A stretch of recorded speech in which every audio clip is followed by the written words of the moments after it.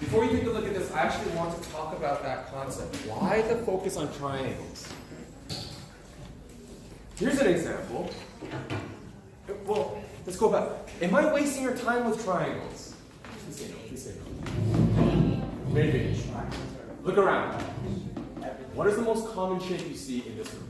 But triangles, squares are made of triangles. Okay, so triangles can make up squares. Because it's triangles initial shape of the triangle, so it makes up everything. Can we extend that a little bit? Triangles can also make. What's the next shape that you can think of? Sure, an octagon of 8. So we jump from 4 sides to 8 sides. Okay, what's in between? Hexagon, sure, that's a 6. Okay, hexagon can be made of triangles. I'll demonstrate it. So it's like pentagon. What else? Octagon we just mentioned. No? All right. Hexagon. Anyone know? Grade 10 chemistry. What's the next prefixes? Latin prefix. Nona, nona, yeah. Decagon. Decagon. Good. You want to know 11? Trigon. I feel like it's a triangle. Just waiting for someone to mention some kind of Septagon. That's 111. 11 Created. Food for thought. Wait, I have a question. Yes. Are triangles like one of the most effective way to build? Like it's the strongest. Yes and no. Yes. Yes and no. It depends on what you're looking for. If you're looking for strength, I would say yes. I agree. Yeah. A triangle is like an closed off angle. Like, when you study angles in elementary school, they're like this kind of V shape. And since angles basically make up everything, don't triangles practically make up everything as well? Yeah, essentially. Take a look at this. Here's a dot. One dot. What shape is that? Is that dot right there? Circle. Yes. Let's pretend though this is an infinitely small dot. In other words, it's not even 2D. It's not even 1D. It's just a dot. There's no length. There's no width. It's just a dot. I can't really call it a shape. Here's another shape that's not really a shape. 2 dots. Connected. What shape is that? A line. 3 dots. What shape is that? Good. 4 dots. A square. Or rectangle. What's that? A star.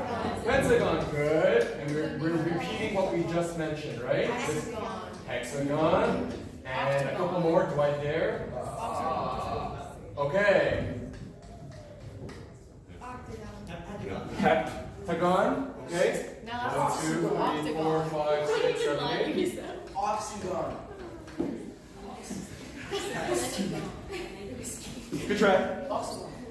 Octa, like octopus. Okay. 1, 2, 3, 4, 5, 6, 7, 8, 9. That is a terrible, terrible drawing of a nonagon.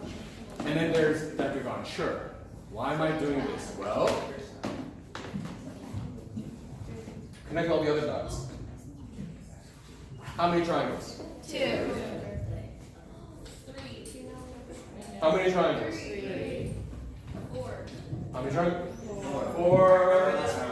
5. Yeah, some people might remember from last year. 6. There's like a formula, like 7. n minus 2, number of sides minus 2 is. The thing about formulas, we're looking at patterns here, people. Now look, if we can figure out one triangle, if we can study and just study your butt off, right? Study the triangle out of this classroom to the point where we can connect one triangle into the next triangle because they're touching each other.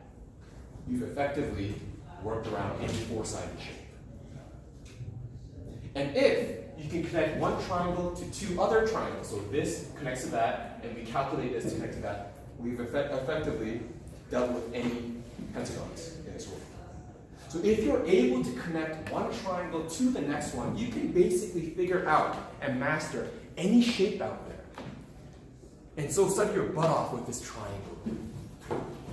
That's where we're going. I'm not trying to waste your time. There is a method to the madness. Okay? So don't take this lightly. Take this deeply. It gets pretty deep. You want to know how deep? You want to see how far the rabbit hole goes? Yeah. Yes. A little more? Can you handle one more thing? It's going to blow your mind a bit. Yes. Okay. Sure. What? Who said that? Okay. What is this shape As we increase in size, what does a shape look more and more closer to? A seashell. It kind of does. Like I see it. Okay. My bad. No judgment. Oh, harsh judgment. No judgment. 9-sided shape, a 10-sided shape, 11-sided shape, until we go all the way around to an infinite-sided shape. That's what I meant to say. Okay? If I can ask you to sort of think outside the box a bit, if I had a shape that had an infinite number of dots, can I convince you that it looks really, really close to a circle? Yeah. Actually, a circle. Here's an example. What is the shape, a 2D shape? What is the shape of the Earth? What's the A 2D circle. Look outside. It's a rectangle. Does the skyline or the horizon, does it look curved to you or does it look straight to you? Straight. Where is the difference between a circle and a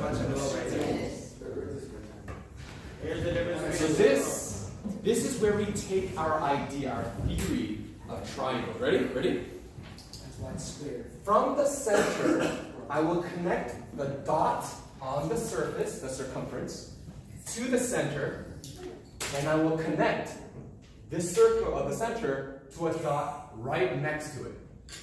So basically, I've effectively created a very, very thin pizza slice. Get what I'm saying? Okay, so technically speaking, the distance between here and here, rather the two dots from here to here, they are connected by a curved line. Agreed? Yeah. It's a curved line because it's part of the sphere.